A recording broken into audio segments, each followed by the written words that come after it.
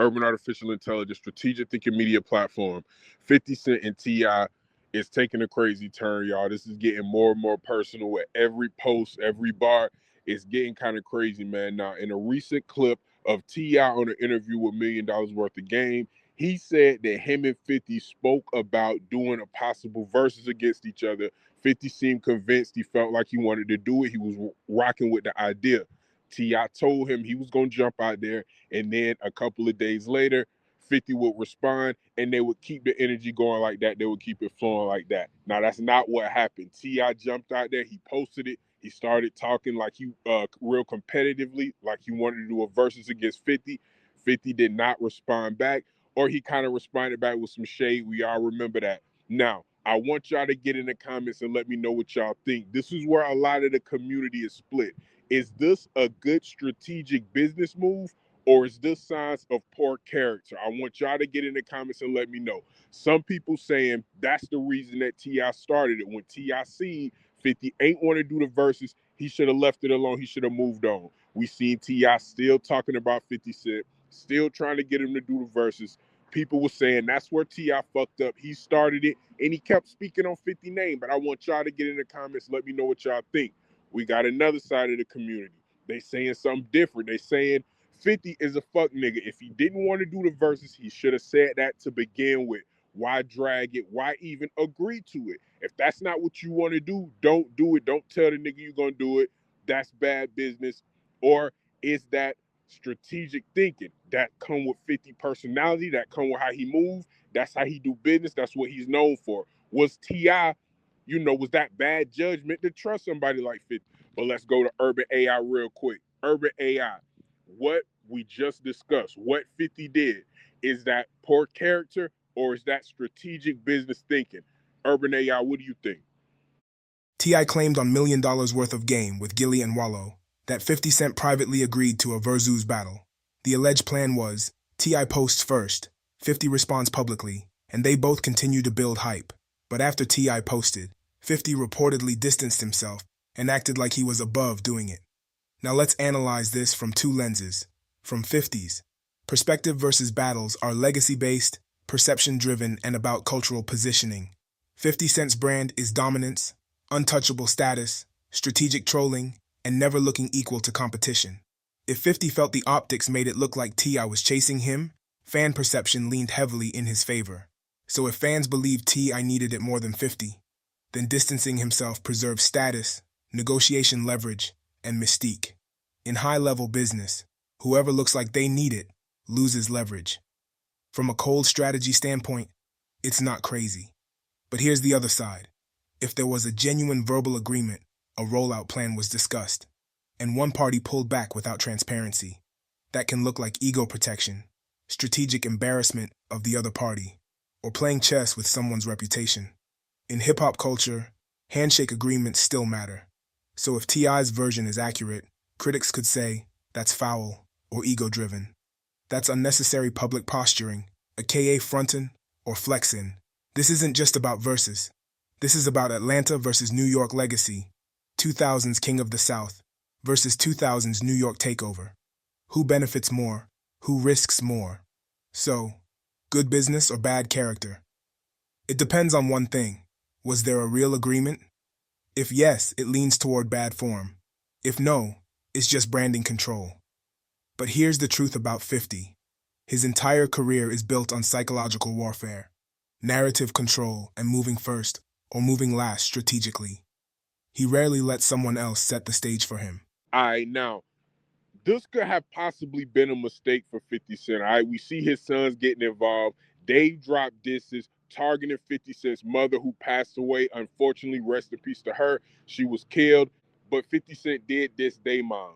So when somebody bring your family into the equation, mom, brother, sister, dad, uncle, cousin, whoever, you can respond however you want. This is how they felt they wanted to respond. And this is crazy to me because every single one of these disses are high quality. These are high quality disses. The songs are good, the beats are good, the production is good. Not only that, but something that's even more rare.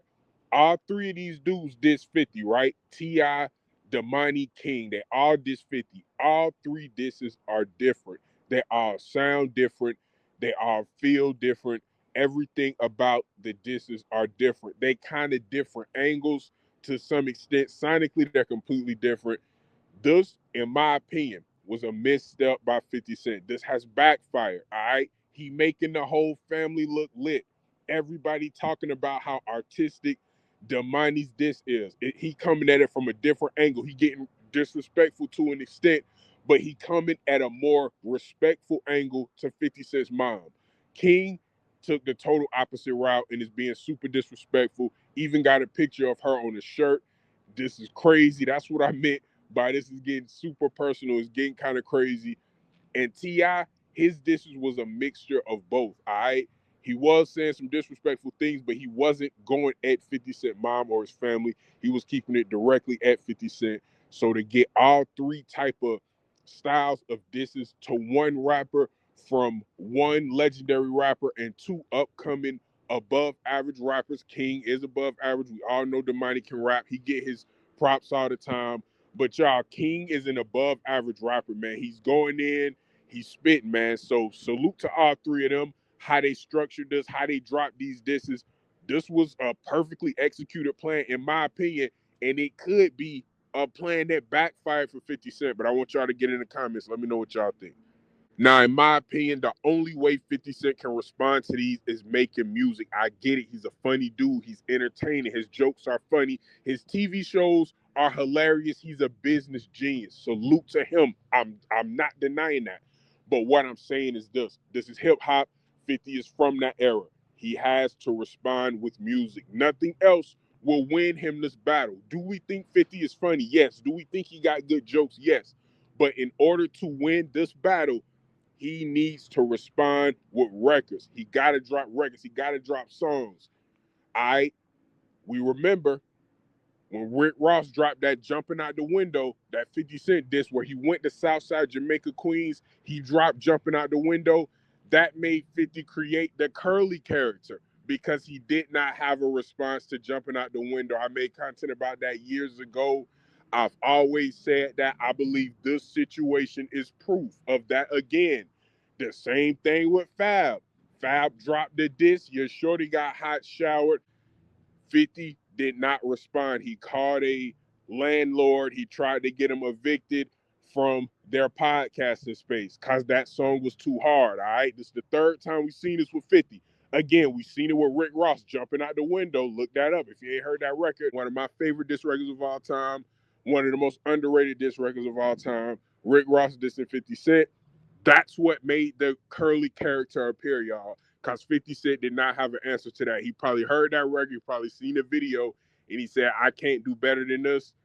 He created Curly. Again, we seen it with Fab. Fab dropped that, I got power bar. 50 calling the landlords. And I get it. The situations are different. I understand that, but he's behaving the same way. T.I., his sons coming at his neck. He talking about they mom. He talking about Beyonce mom. What the fuck Beyonce mom got to do with this, bro? All right. Is this, could this lead to a coastal war? Could this lead to a New York versus Atlanta situation? Because that's the roots of this, y'all. That's the roots of this. If y'all don't know, that is where this animosity comes from. When 50 Cent years ago was going at DJ Khaled, he was going at all of Florida, then it transformed into him going at all the South. That's when he started talking about T.I. gun case. That's when he started talking about T.I. being a snitch. When you start going at Koch Records and DJ Khaled. All right? And this is a guy, and that's where him and Cam start beefing. And everybody talk about how 50 this big bully. Let's not forget about the people he's apologized to. He beefed with Cam, y'all. Remember that? They're friends now. He beefed with Fat Joe. Remember that, y'all. They're friends now. He beefed with Mano. They're cooler now. They're not friends, but they got cool. Before this stuff with Let's Rap About It podcast, they was cool. So a lot of people who he beef with, he becomes friends with them. Remember that as well, man. T.I. exposed this nigga. It is what it is. What y'all think is next? Uncle Murda. Yayo, where y'all at, man? Get in the booth if this nigga 50 won't. If not, T.I. won, 50 lost. Urban Artificial Intelligence. I'm going to see y'all in the next episode. Peace.